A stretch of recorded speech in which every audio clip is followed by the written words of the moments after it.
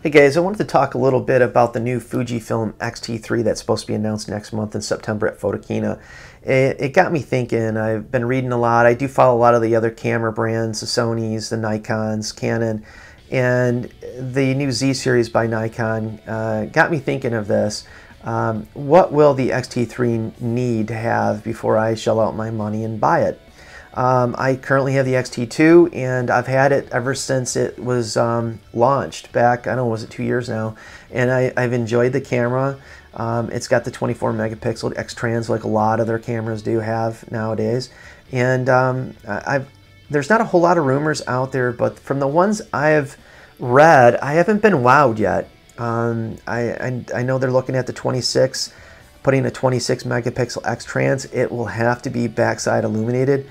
Hopefully it has better dynamic range. One thing that this camera doesn't do great in is low light or dynamic range. It could need some improvements. Even for an APS-C sensor size, it could be improved quite a bit. IBIS, I know we won't see it. It needs it in order to compete. All the other brands are putting it in. I mean, the XH1 is huge. I don't want a huge camera. It's one of the reasons I went to mirrorless. I'd like to see it. I know it won't be in it, but it's one of the things. And it gets me thinking about the price point. I mean, it's an APS-C camera. It doesn't have IBIS. It doesn't have a lot of the features.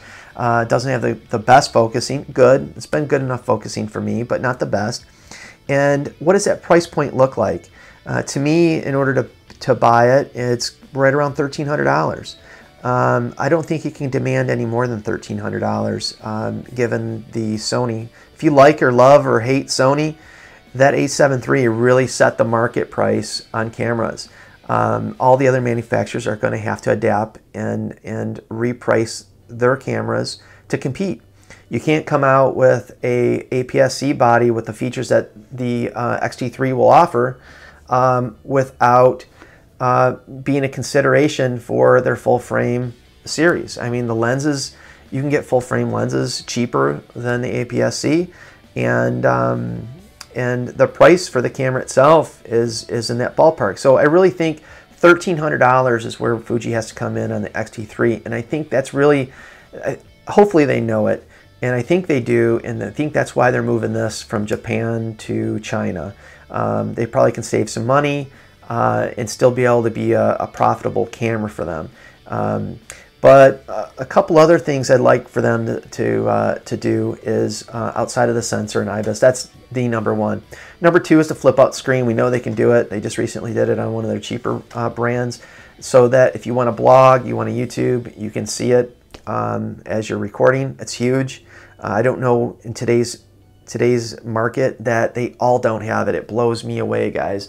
Everyone should have it. The manufacturers, I think, are missing what their clients want. The other thing that's small, it could be firmware, is the button, the playback button. For whatever reason, it defaults to RAW, and if you want to look at critical focus, you can't because you can only zoom so much. You got to hold down this, switch to Card 2, JPEG, and then you can zoom in to check your focus point. I don't know why they do that, but I'd like to see that improved. Bluetooth, you know they'll have Bluetooth, so it should be a little faster connection to your phone. But that said, if you're using that app, I know I've gotten comments to say, oh, I use a Apple SD card to transfer my photos because Wi-Fi is so dang slow. If you're doing it for the first time, you're like, wow, this is fast. Why do I? No, it's fast because it's transferring a low res picture over to your cell phone.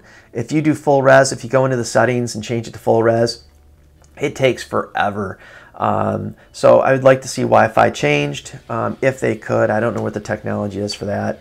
And then the grip. If the grip was a little larger, I would like that. I know people freak out and say, hey, I don't want the form factor any bigger. Yeah, I'm talking 1/4 inch. I don't want to buy this metal bracket just to increase my grip because other people recommend that.